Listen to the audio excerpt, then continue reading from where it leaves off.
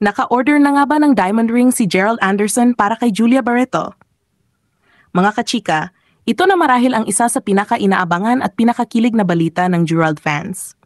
Matapos ang ilang buwan na hiwalayan at samut-saring chismis na lumabas, heto't may panibagong revelasyon si Nanay Christy Fermin sa kanyang programang Showbiz Now.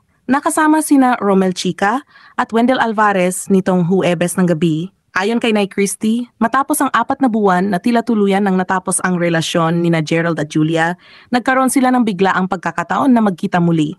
At saan pa nga ba?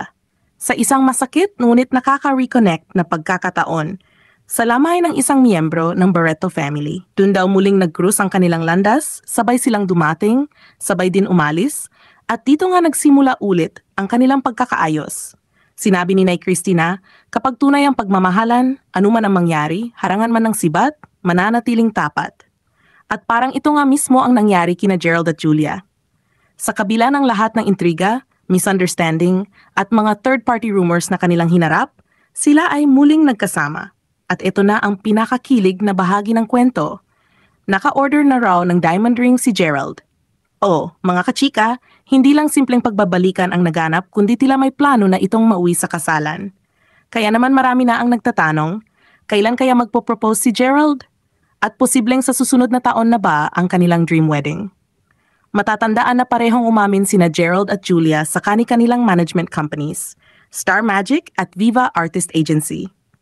Tungkol sa kanilang hiwalayan, lumabas ang mga usap-usapan na nalink si Gerald kay volleyball player Vanny Gandler at si Julia naman kay Lucas Lorenzo.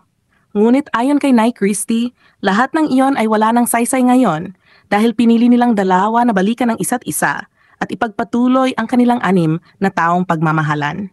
Sabi pa ni Romel at Wendell sa vlog, ito ay tunay na good news dahil mahirap nang humanap ng ganitong klase ng second chance sa showbiz love stories. Kung totoo ngang may engagement na magaganap, siguradong malaking selebrasyon ito hindi lamang para sa kanilang pamilya, kundi lalo na para sa kanilang mga fans.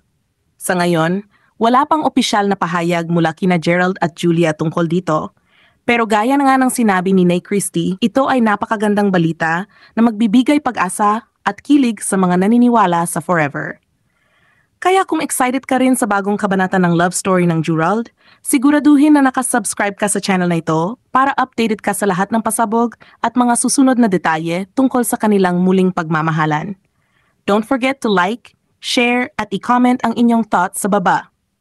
Naniniwala ka bang this time? Sila na talaga hanggang dulo?